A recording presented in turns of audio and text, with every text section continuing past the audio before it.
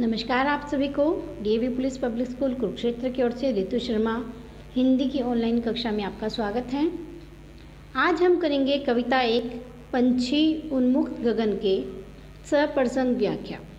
सबसे पहले आपको अपनी उत्तर पुस्तिका में संकेत लिखना है। संकेत का अर्थ होता है कि यह जो पंक्तियाँ हैं जिनकी हम व्याख्या करने वाले हैं वो कहाँ से लेकर कहाँ तक शुरू हो रही है। जैसे हम बात करते हैं हम पंछी, उसके बाद मैदा से। इन पंक्तियों की मैं आपको व्याख्या बताऊंगी। सबसे पहले आपको अपनी उत्तर पुस्तिका पर दिन लिखना है, दिनांक लिखना है, पाठ का नाम, सप्रसंग व्याख्या, उसके बाद संकेत। उसके पश्चात हम शुरू करेंगे प्रसंग। प्रस्तुत पंक्तियाँ हमारी हिंदी की पाठ्य पुस्तक ज्ञान सागर में संकलित कविता हम पंछी उन्मुक्त गगन के से ली गई हैं।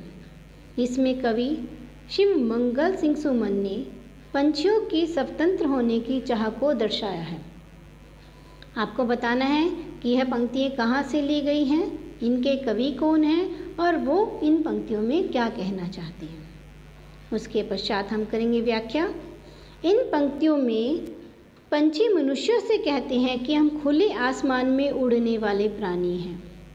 हम पिंजरे में बंद होकर खुशी के गीत नहीं गा पाएंगे।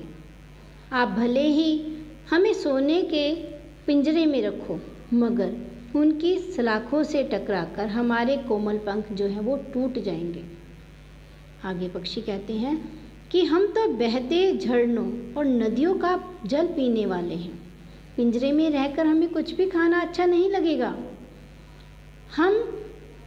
हमें सोने की कटोरियों में अगर आप खाना दोगे तो वो भी हमारे लिए स्वादिष्ट पकवान नहीं होंगे।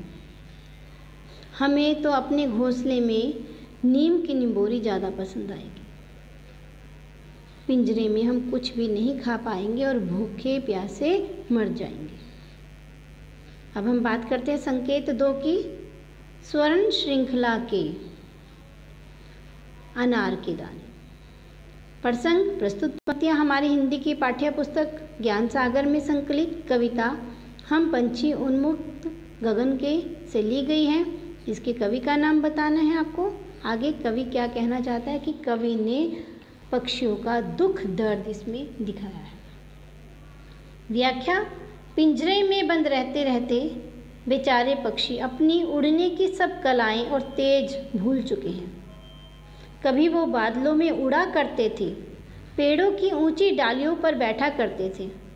अब तो उन्हें बस सपने में ही पेड़ों की सबसे ऊंची डाली पर बैठना नसीब होता है।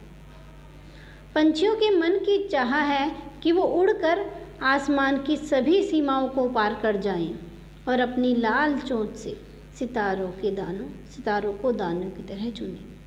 मगर इस गुलामी भरी जिंदगी ने उनके सभी सपनों को चूर चूर कर दिया है।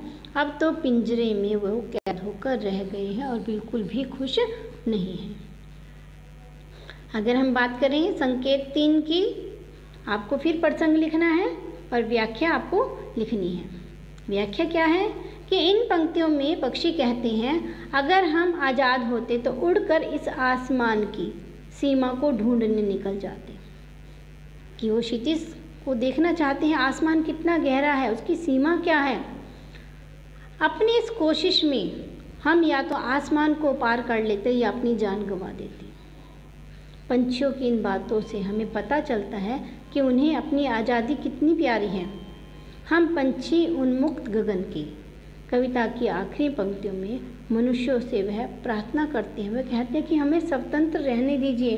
वह विनती करते हैं उनसे कि हमारा घोंसला छीन लो, हमें आश्रय देने वाली टहनियाँ हमसे ले लो, पर चाहे हमारे घर नष्ट कर दो, पर भगवान ने जो हमें पंख दिए हैं उनसे हमारा उड़ने का अधिकार ना छीनो। कृपया हमें इस अंतहीन आकाश में उड़ने के लिए स्वतंत्र छोड़ दो। धन्यवाद।